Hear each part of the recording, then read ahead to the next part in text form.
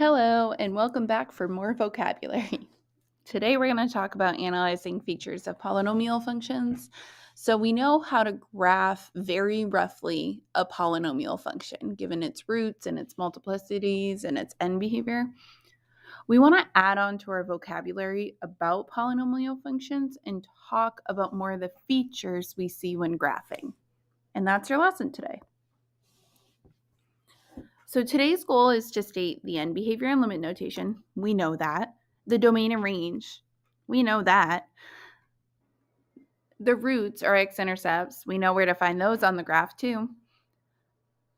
The new parts for today are the intervals of increasing and decreasing, the turning points and extrema. So we have to learn what those mean. A polynomial is increasing if the polynomial has an overall positive slope in a certain interval. Now, these are polynomials, they're curves. They're not going to be perfectly straight lines with perfectly positive slope. But if you can look at it and say, okay, yeah, that looks like a positive slope, we have an increasing function. A polynomial is decreasing if you are looking at an overall negative slope over the interval. Again, not straight lines, so you won't have a perfectly negative straight slope. But if you can say, okay, this looks like a negative slope, you're decreasing. A turning point occurs when a polynomial is changing from increasing to decreasing. All turning points are classified as extrema. There are two types of extrema. You can have a maximum when a function changes from increasing to decreasing, or you can have a minimum when your function changes from decreasing to increasing. An extrema is classified as absolute if it is the absolute highest or absolute lowest value over the entire domain of the polynomial. An extrema is classified as relative or local. Those two words are interchangeable, really. If it's the highest or lowest value over a certain interval of the domain, like in that area, it definitely looks like a max or min, but over the entire domain, there are higher or lower points. Now, it is possible to have many relative extrema, but it is not possible to have more than one absolute max or absolute min. In polynomials, you're not going to have both either. You're either going to have an absolute min if there is even one, or an absolute max. But not every polynomial has absolute extrema. So our first example here is this function. We want to analyze it. We're going to go through this list here. I'll try to go in this order.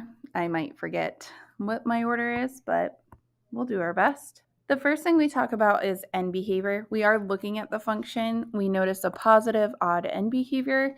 So our end behavior in limit notation is the limit as x approaches negative infinity as we move to the left of our function f of x is equal to negative infinity. We're going down.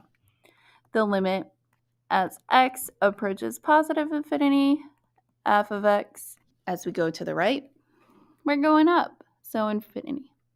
Our domain for this function in every polynomial is negative infinity to infinity. Our range, because of its odd degree, is also negative infinity to infinity. Next, we wanted to identify our roots. Our roots are occurring here, here, and here. Now, on these graphs, I can't really know the exact value, so I'm going to estimate what they are. It's looking like they're all multiplicity 1. We have maybe negative 0.9, 0, maybe 0.3, 0, and 3.5, 0. Our turning points occur when we change from increasing to decreasing. So if you look here, this part of your graph is increasing because it's going up. You're turning around at that point and going down. So you're decreasing there, and then you look like you're going up again. You always read your graph from left to right to figure out if you're going up or down. So our turning points, we identify those first because that's what's going to lead us to our intervals of increasing and decreasing. And our turning points are also what's going to get classified as our extrema. So let's start with our turning points. They're the two labeled on our graph. Our intervals of increasing and decreasing only have to do with x values. So that might be something we want to write in this list here when we're talking about our intervals of increasing and decreasing. These have to do with x values of turning points. So, okay, let's use our x values of turning points. I always do increasing and decreasing at the same time because it's easiest to just not skip an interval in my graph. So increasing is the first thing I see. We increase from an arrow going off to the left. Even though it looks like it's going down, it's still going left a little bit at a time. So we're increasing from negative infinity, going left, to the x value of negative 0.3. We use only parentheses with increasing and decreasing because at a turning point, we're doing neither. We're neither increasing nor decreasing. Okay, decreasing is our next section. So we're decreasing on this particular polynomial from the x value of the first turning point, negative 0.3, to positive 2.3, the x value of the second turning point. We have an overall negative slope there. And then our last section, after our turning point, we're increasing again. So I'm going to use a U or a union for my second interval. And the x values of the turning point, 2.3, we are going right to infinity. So we're going to be increasing that entire time. And then the last thing we want to identify is our extrema. And our extrema use the y values of the turning point. So maybe we'll make a note of that in our list too. Our extrema use the y values of our turning point. Our first turning point here, overall in that area, it is the highest point.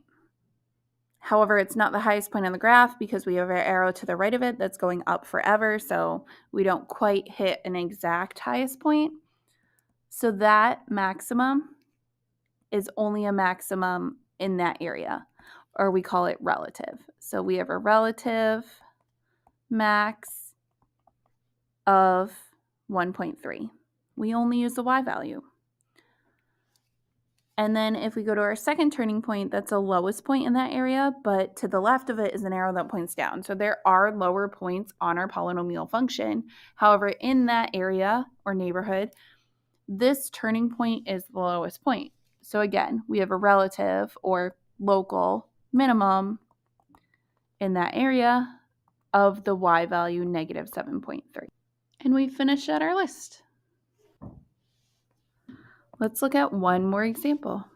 The first thing we want to talk about is end behavior in limit notation. This is a positive even case. We have both arrows pointing up. So the limit as x approaches negative infinity of f of x goes to the left is positive.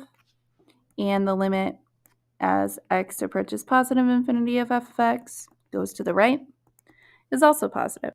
Our roots are interesting in this point because they're happening at negative 3 and 4. They're labeled for us, which is super nice. But they have multiplicities this time. So we have a root of negative 3 with a multiplicity that's even of 2 because it's bouncing off of the x-axis. If you look at 4, our root of 4, we definitely has multiplicity. It's not going straight through in like a linear fashion. It's going more like our cubic parent. So we're going to say that that has a multiplicity of 3.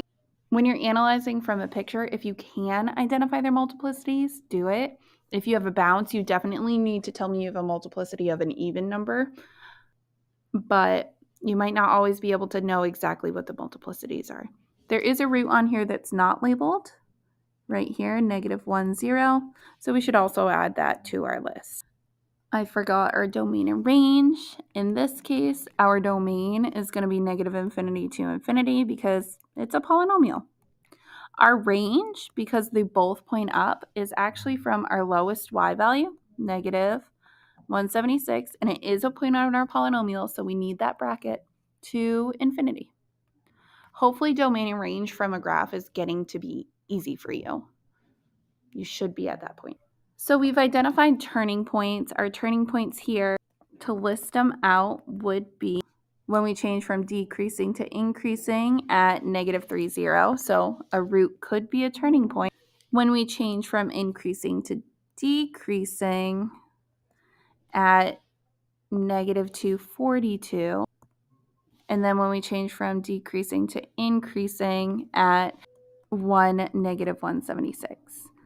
Now, 40 is not a turning point because we're still increasing after we pass through that root. We didn't change, we didn't start decreasing, so it's actually not going to be anything important to us as far as turning points go.